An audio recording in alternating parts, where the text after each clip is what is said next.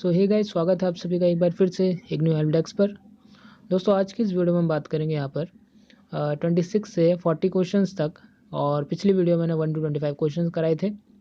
इसके अलावा चैनल पर आपको एफएसटी और बीएसएचएफ से रिलेटेड जो एमसीक्यू क्वेश्चंस है वो भी आपको मिल जाएंगे।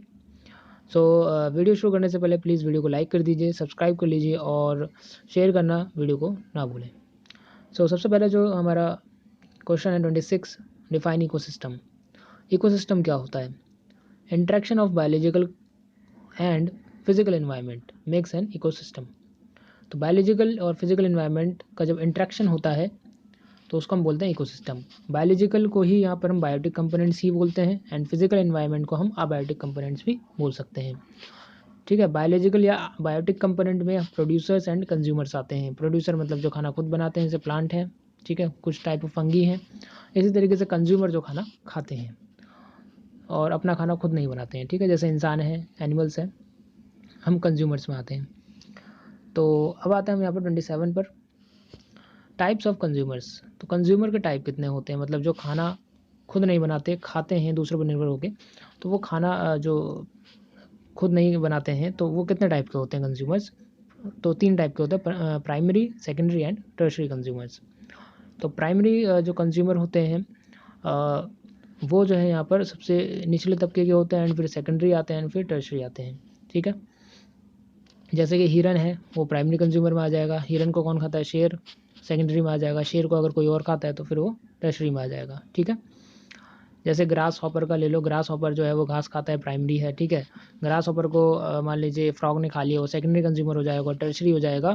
फ्रॉग जिसको मतलब फ्रॉग को जो खाएगा, जैसे स्नेक खा लिया, स्नेक ने खा लिया उसको, फ्रॉग को, तो टर्शरी में आ जाएगा वो। ठीक है, तो इस तरीके से 3 टाइप के कंज्यूमर यहाँ पर होते हैं।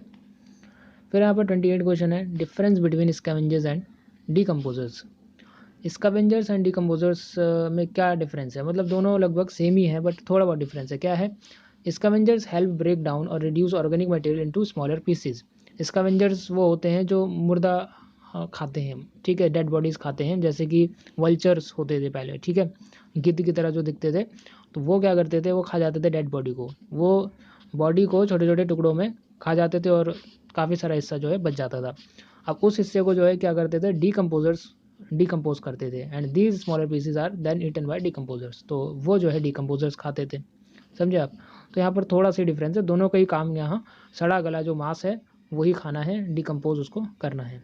तो स्कैवेंजर जो है पहले उसको थोड़ा स्मॉलर पीसेज में कर देते हैं एंड फिर उस स्मॉल पीसेज को डिकम्पोजर्स जो है बिल्कुल ही जो है उसको यहाँ पर डिकम्पोज कर देते थे। डिकम्पोजर्स यहाँ पर एग्जाम्पल ऐसा अर्थवॉर्म है, ठीक है, और बहुत सारे जो ज़मीन में पाए जाते हैं तो वो डिकम्पोजर्स होते हैं।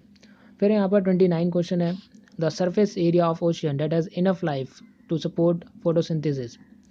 तो वो सरफेस एरिया ओशन का जहाँ पर काफ़ी हद तक लाइट चली जाती है और फोटोसिंथेसिस हो पाता है, तो उस जोन को या उस एरिया को हम बोलते हैं यूफोटिक जोन। और इस यूफोटिक जोन के अंदर फाइटोप्लैंक्टन आते हैं ज़्यादातर। ठीक है, मतलब उस जोन के अंदर फाइटोप्लैंक्टन ज़्यादा आपको दिखेंगे जहाँ पर लाइट पहुँचती है समुद्र में, क्योंकि यही जो है खाना अपना फोटोसिंथेसिस मतलब फोटोसिंथेसिस का प्रोसेस को यूज़ करके जो यहाँ पर बनाते हैं, लाइट का यूज़ करके बनाते हैं। फिर यहाँ पर 30 question, area of ocean where light has not reached.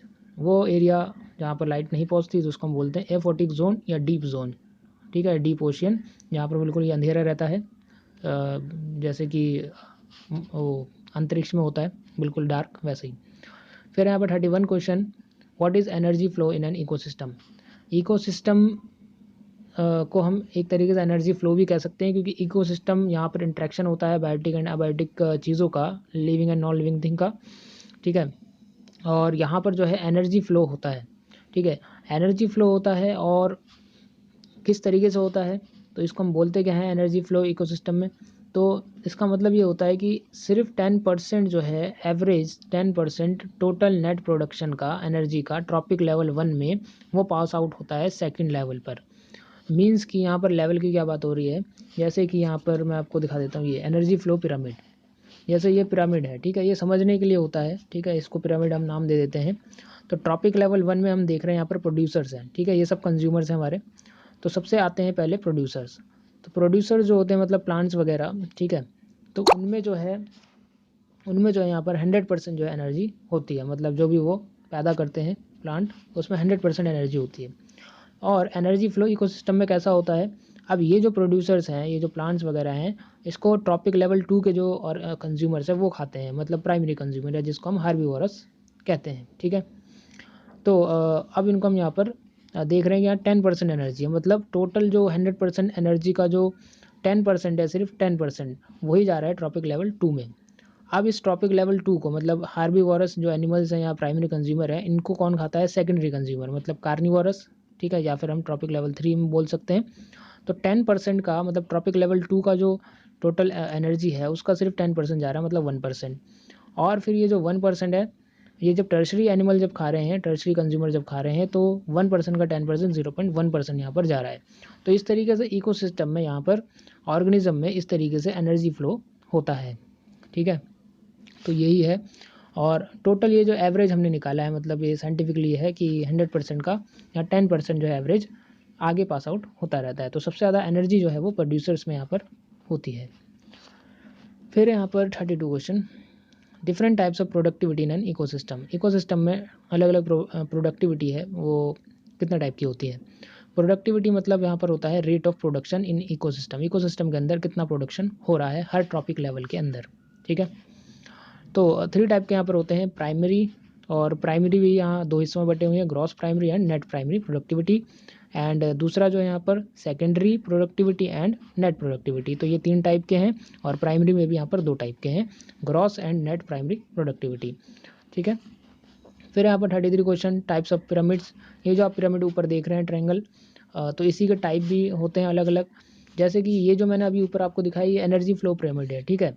इसके अलावा कौन कौन से होते हैं, तो टोटल यहाँ पर पिरामिड ऑफ बायोमास होता है, and pyramid of numbers and pyramid of energy, ठीक है। एनर्जी वाला मैंने दिखा दिया है।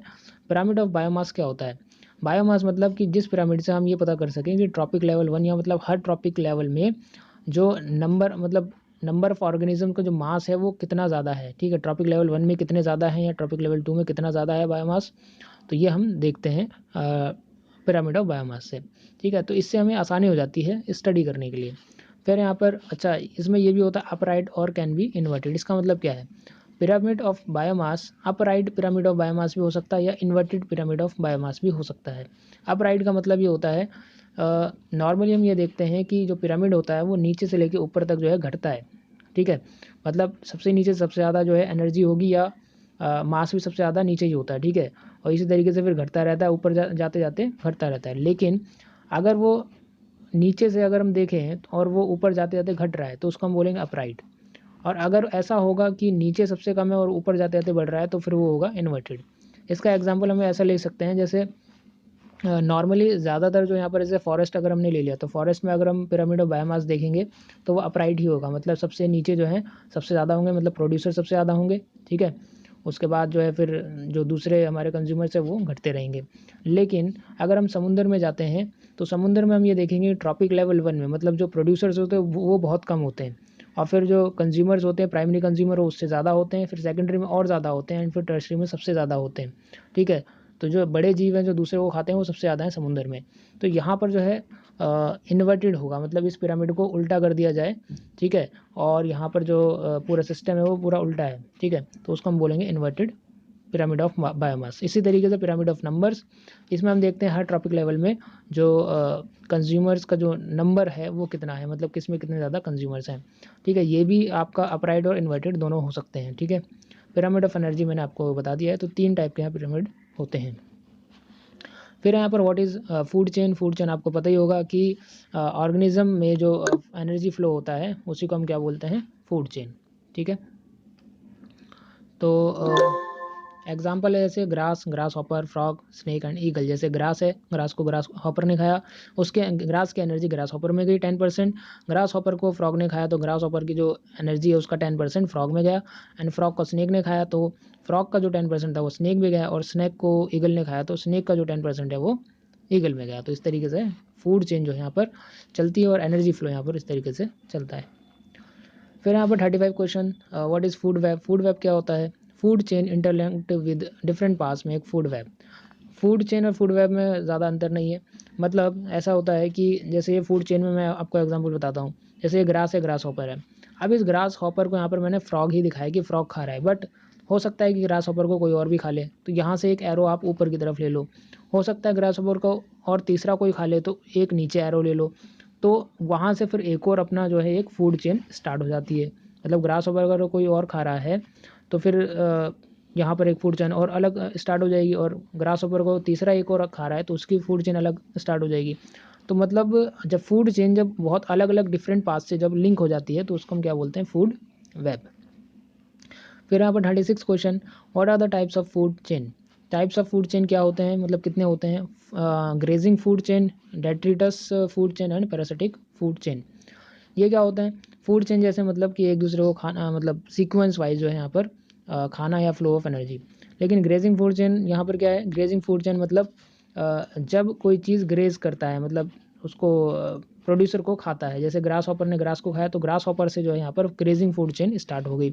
डेट्रिटस फूड चेन क्या होता है, जब जो है यहाँ पर डीकम्पोजर जो है यहाँ पर सड़े गले मांस को खाने लगते हैं, तो वहाँ से डेट्रिटस फूड चेन स्टार्ट हो जाता है, ठीक है। एंड पैरासिटिक फूड चेन, अब यहाँ पर ग्रास हॉपर ने ग्रास को खाया, वहाँ से उसने जो है यहाँ पर जो है ग्रास हॉपर को फ्रॉग ने खाया, तो फ्रॉग ने यहाँ पर जो है पैरासाइट्स भी यहाँ पर खा लिए, ठीक है। क्योंकि ग्रास हॉपर ने ग्रास को खाया था, ग्रास से ग्रास हॉपर में कुछ पैरासाइट्स भी वहाँ पर चले गए होंगे, एंड इस तरीके से पैरासिटिक फूड चेन स्टार्ट हो जाता है। फिर यहाँ पर 37, what is bio magnification. Bio magnification जो है यहाँ पर हमारे फूड चेन या फूड वेब में देखा जाता है, जिसके अंदर क्या होता है, non biodegradable pollutants in the food chain. Food chain में जब नॉन बायोडिग्रेडेबल जो पॉल्यूटेंट्स आ जाते हैं, क्योंकि यहाँ पर अगर मान लीजिए प्रोड्यूसर्स हैं, प्लांट्स हैं, उनमें अगर हमने केमिकल का यूज़ करा है तो वो केमिकल जो है कभी भी नहीं मरता है, ठीक है।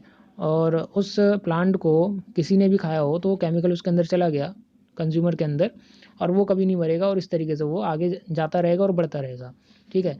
और एग्जाम्पल भी दे रखा है पेस्टिसाइड।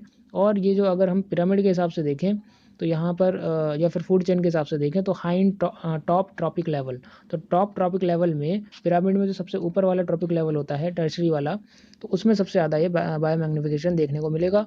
क्योंकि जितने भी ऑर्गेनिज्म उसने खाए होंगे तो उनके अंदर जो है अगर थोड़ा थोड़ा भी पेस्टिसाइड होगा, वो कभी मरता तो है नहीं, और वो जो है टर्शरी वाले के अंदर जाता रहेगा, मतलब ट्रॉपिक लेवल वाले के कंज्यूमर के अंदर वो जाता रहेगा, और सबसे ज़्यादा वहीं पर होगा, और प्रोड्यूसर्स में यहाँ पर सबसे कम होगा यहाँ पर बायो मैग्निफिकेशन। फिर है व्हाट इज़ बायोम। बायोम क्या होता है, अर्थ का वो रीजन जहाँ पर एक सर्टेन क्लाइमेट हो और वहाँ पर लिविंग थिंग्स हो। तो जैसे कि डेजर्ट है, ग्रास लैंड है, फॉरेस्ट है, ये सब जो है यहाँ पर बायोम में आता है। ये इकोसिस्टम से थोड़ा अलग होता है, ठीक है। इकोसिस्टम से बड़ा होता है बायोम, ठीक है। और क्योंकि बायोम के अंदर आपको अलग अलग इकोसिस्टम मिल जाएंगे, ठीक है। ग्रास लैंड है, फॉरेस्ट है, फॉरेस्ट में अलग अलग इकोसिस्टम आपको मिल जाएंगे। उस पूरे हिस्से को, डेजर्ट के पूरे हिस्से को बायोम कहेंगे, पूरे हिस्से को ग्रासलैंड कहेंगे, क्योंकि यहाँ पर एक सर्टेन क्लाइमेट है और लिविंग थिंग्स हैं यहाँ पर, ठीक है। तो 39 क्वेश्चन है कि the ecosystem changes and develops over time gradually. जब इकोसिस्टम ही चेंज होने लगता है और डेवलप होने लगता है धीरे धीरे, तो उसको हम क्या बोलते हैं, इकोलॉजिकल सक्सेशन बोलते हैं। क्योंकि इकोसिस्टम यहाँ पर चेंज होता है, और जैसे कि यहाँ पर अगर कोई फॉरेस्ट है और फॉरेस्ट में आग लग गई तो वो इकोसिस्टम चेंज हो रहा है, तो इस तरीके से इसको हम इकोलॉजिकल सक्सेशन बोलते हैं। फिर यहाँ पर लास्ट क्वेश्चन 40 कि टाइप्स ऑफ इकोलॉजिकल सक्सेशन क्या होते हैं, प्राइमरी एंड सेकेंडरी सक्सेशन। तो ये दो टाइप ऑफ इकोलॉजिकल सक्सेशन होते हैं।